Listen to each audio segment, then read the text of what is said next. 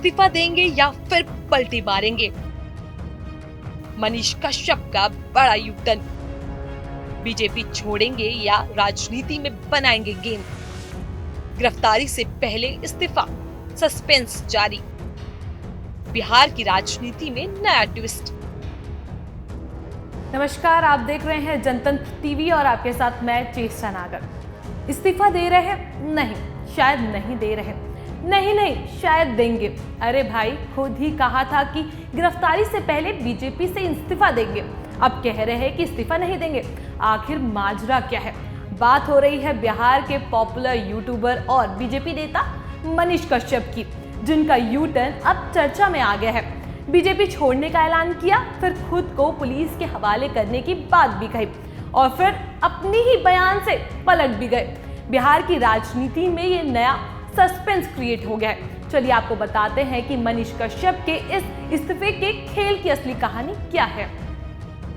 बिहार विधानसभा चुनाव नजदीक है और बिहार की राजनीति पूरी तरह से गरमाई हुई है।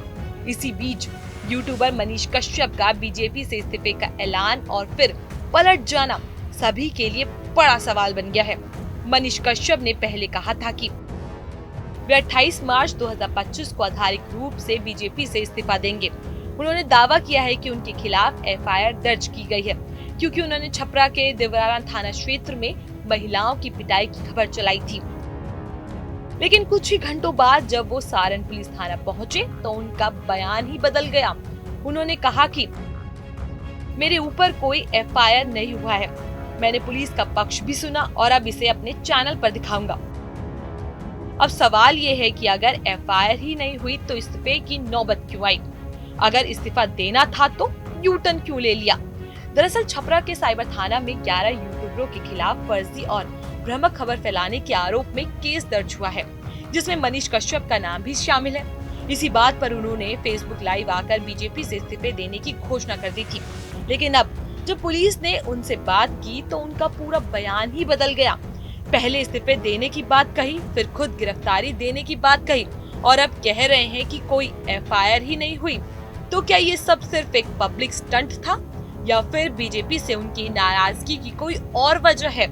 गौरतलब है कि मनीष कश्यप पहले भी विवादों में रह चुके हैं। उन्होंने तमिलनाडु में बिहार मजदूरों पर हमले का फर्जी वीडियो डाला था, जिसके बाद उन पर बिहार और तमिलनाडु में केस दर्ज हुआ।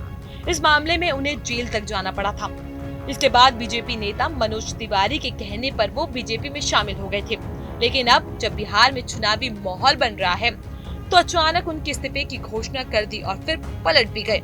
अब बड़ा सवाल ये है कि क्या मनीष कश्यप का ये इस्तीफा वाला गेम किसी बड़ी रणनीति का हिस्सा है या फिर ये सिर्फ सुर्खियों में बने रहने की कोशिश थी? तो अब मामला और भी उलझ गया है। मनीष कश्यप का इस्तीफा सस्पेंस बन चुका है। पहले इस्तीफा देने की बात कही, फिर गिरफ्तारी की बात कही और अब कह रहे हैं कि एफआईआर ही नहीं हुई। अब सवाल ये उठता है, क्या ये सिर्फ पब्लिक स्टंट था या फिर मनीष कश्यप का बीजेपी से कोई नया खेल शुरू होने वाला है? और सबसे बड़ा सवाल, क्या बिहार चुनाव से पहले राजनीति में और भी ऐसे यू टर्न अभी देखने बाकी है? वैसे भी राजनीति में कब, कौन और कैसे पलट जाए कुछ कहा नहीं जा सकता। इस पर आपकी क्या है राय, हमें कमेंट सेक्शन में जरूर बताएं। जानकारी अच्छी लगी हो तो उसको लाइक करें, शेयर जरूर करें।